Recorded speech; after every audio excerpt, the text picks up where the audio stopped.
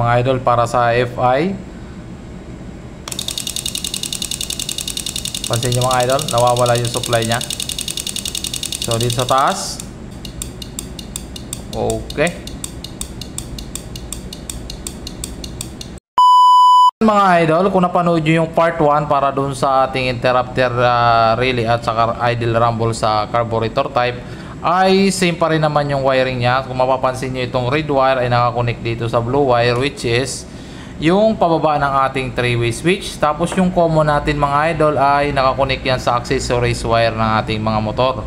Tapos yung pataas naman ay itong kulay brown ay nakakonect naman siya dito sa ating letter B ng ating flasher relay. At mas maganda kung adjustable yung inyong ilagay. Tapos itong letter L ng ating flasher relay ay i-connect naman natin yan mamaya sa ating relay. So dito sa ating relay ay gagamit ako mga idol ng 5-pin relay. So may purpose yan mamaya mga idol. Explain ko sa inyo kung bakit 5-pin relay ang ginamit ko. So ganito kasi yan mga idol. Merong mga motor na FI na gumagana yung negative yung ating relay.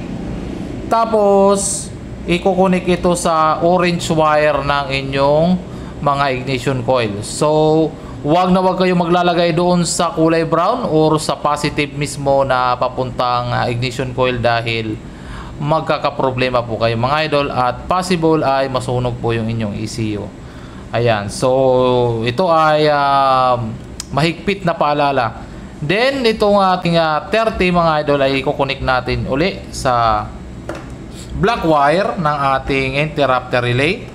Tapos itong interrupter relay natin na pinagsama ay i-connect natin sa ground ng ating body ground or ground ng ating battery. So ganyan siya kasimple mga idol. So yan.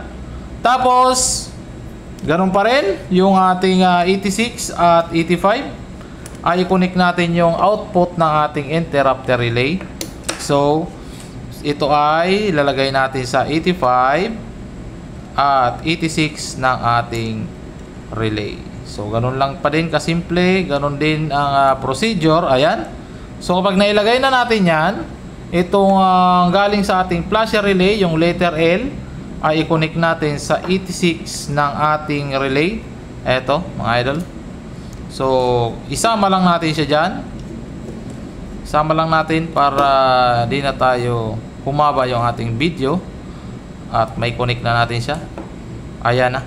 So na-connect na natin.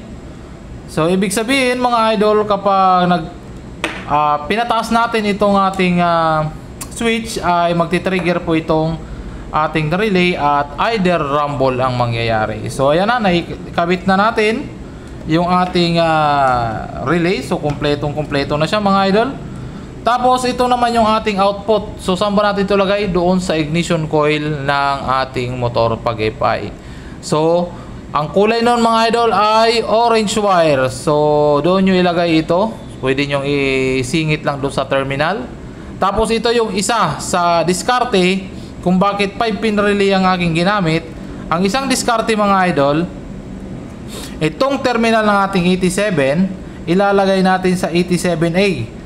Tapos itong pin 30 natin tatanggalin natin sa ating negative.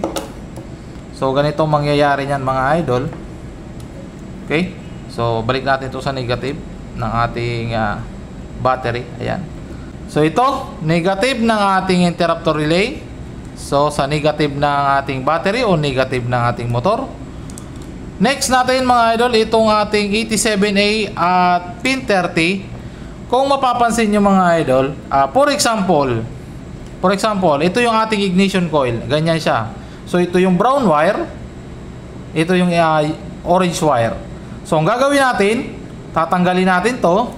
Ang ipapalit natin dito ay yung galing sa ating pin 30 ng ating relay. So pag ganyan. So yan. For example mga idol pin 30 ng relay.